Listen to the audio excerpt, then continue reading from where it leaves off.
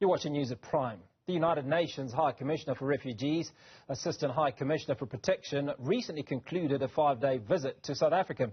The visit was aimed at conversations with South African officials regarding border management and the safeguarding of refugee rights and needs. For more insights on this, we're joined by Monique Ekoko, representative at UNHCR. Monique, appreciate your time and a very good evening. Let's start off with the findings that came out of the UNHCR's Assistant High Commissioner's visit to South Africa recently. Some key pointers? Thank you very much, Ugo. Thank you for having me here today to talk on this very important topic. Actually, as you rightly said, the Assistant High Commissioner just fielded a 4-day mission to South Africa. Actually, based on the importance, this is in recognition of all the challenges that South Africa is facing as a result of its whole migration management and being a destination country. Actually, it's the priority of the High Commissioner, our High Commissioner, Filippo Grandi. And as you know, she took up, Ms. Ruven Menikdiwela took up her functions in the beginning of the year. And this is actually the first visit that she has undertaken since she took up her functions to South Africa in recognition of all the challenges and the need for us to propose solutions to the problems that South Africa is facing.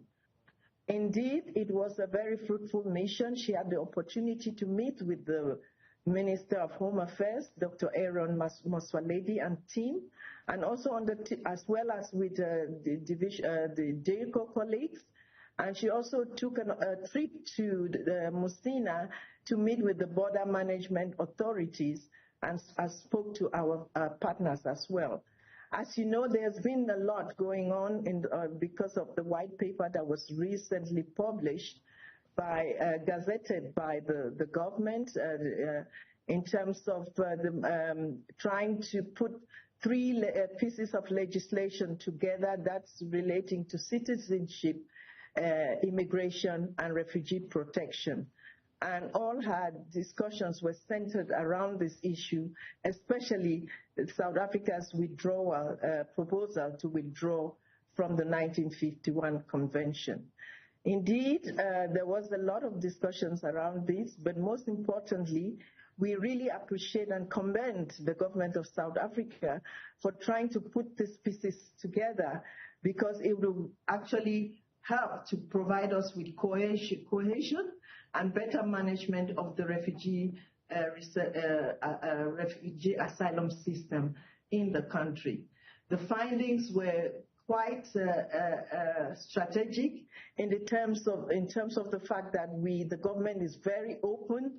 They want us to give them very constructive proposals on how to go ahead with some of the challenges that it has been facing for years. So we discussed quite a bit on this, including the route-based approach which was proposed and can be discussed with you. Thank you. Okay, so I am going to talk to you a little bit about that route-based approach. But South Africa finds itself in a bit of an odd situation, if you will, and that coming up from the north is Zimbabwe, which has struggled with economic issues for the last 20 or so years. So hundreds of thousands of Zimbabweans are coming across.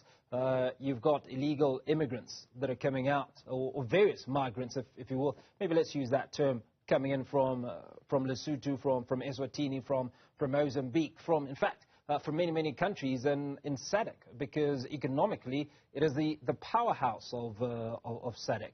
But all that aside, there is a protection that is afforded migrants of all sorts into South Africa. So what was your recommendation, particularly when we look at South Africa's desire to withdraw from that 1951 convention?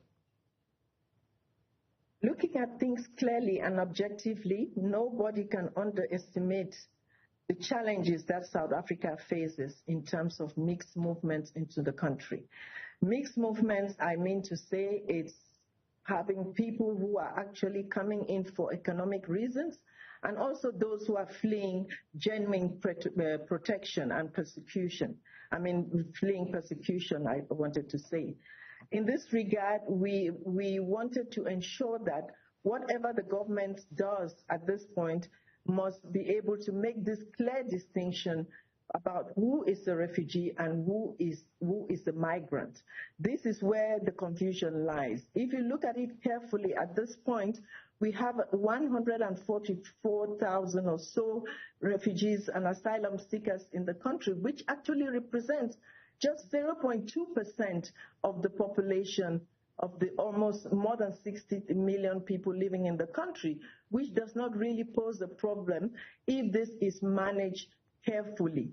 But then, unfortunately, we have the migrants who are coming in for other reasons, who are now using the asylum pipeline as a way to regularize their stay in the country. And what we are telling the government is that we need to look at this carefully.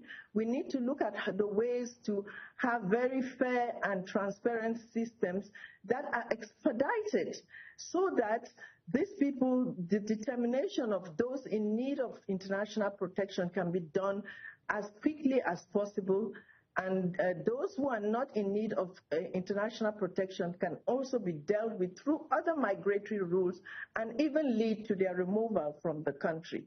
If you look at what is happening, people are coming through the border. It's a mixed flows. They are flowing in from all places, including from Zimbabwe, Lesotho, as you said. But this is not all in need. These are not people who are all in need of protection. International protection, because they are not fleeing persecution. We have the 1951 Convention and its related protocol, which actually outlines what needs to be done, who is a refugee, and actually outlines the rights and obligations of refugees that the government and the governments that receive them, what needs to be done to them. So we are actually saying South Africa has to manage its asylum and refugee system processes very carefully. We are proposing to help the government in this, and thanks, the government is very open with discussions that we had with the minister. They are open to look at these challenges, to work with us, and to work with all the other UN agencies in a collective manner to make sure that these issues are addressed as soon as possible. So how have you appealed to South Africa to maintain its commitment to upholding fundamental human rights by remaining party to the 1951 Refugee Convention? Let's also talk about the implications of them withdrawing if they did. Of course, the 1951 Convention and its related protocol is a landmark treaty that really forms the basis of our work and that of governments, how to protect and accept refugees into their territory. For South Africa to actually, withdraw from this convention is a really regressive step that we cannot stand by and watch. We have appealed to them and giving them all the implications that it's going to be a long drawn process. It's going to be complicated, not as easy as they think, because we don't have any precedents to this at this point as we speak. On the contrary, many states that have signed the convention and even made reservations are now lifting the reservations. And those who have made reservations and not lifted it as yet are now administering very flexible policy in terms of refugee protection. And looking at South Africa, which is actually the beacon of human rights in the region, this will have a very negative impact on the surrounding countries. If you look at it, almost half of the countries that acceded to the 1951 Convention did not do so with reservations. And South Africa has really been commended many times for its approach to refugee protection and asylum seekers in the country, and we would want to see them maintain this and not move from their role as a real supporter of human rights, especially at this time. So maybe let's touch on the role that the UNHCR envisions for the South African government in promoting tolerance and social cohesion towards refugees and migrants, especially during national presidential elections. A number of political parties have been advocating for illegal migrants to return to their countries. Now, unfortunately, it almost paints every foreigner who's in South Africa with the same brush. No, Hugo, I must say that we have to commend the government of South Africa for actually adopting the national action plan against racism, racial discrimination, and tolerance. And anti-tolerance, xenophobia, and intolerance against migrants. I wanted to say.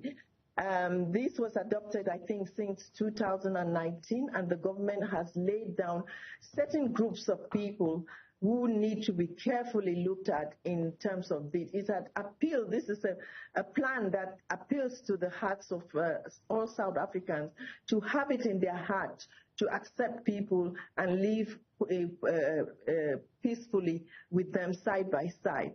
So we have been working with the government. We have, as a UN also, we have a social cohesion policy where we are working with the communities to ensure that things, they live together, they cohabit peacefully, and we will continue to support the government on this.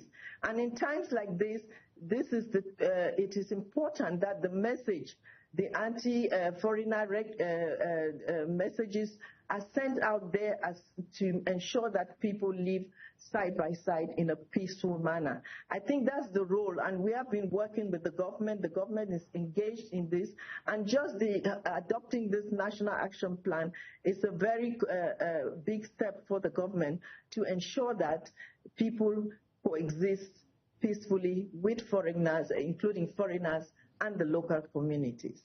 Monique, as we round up, maybe you can elaborate on UNHCR's project with the South African government, which seeks to, and the European Union, I think, are also involved, to reduce the backlog of asylum appeals and make decision-making more efficient.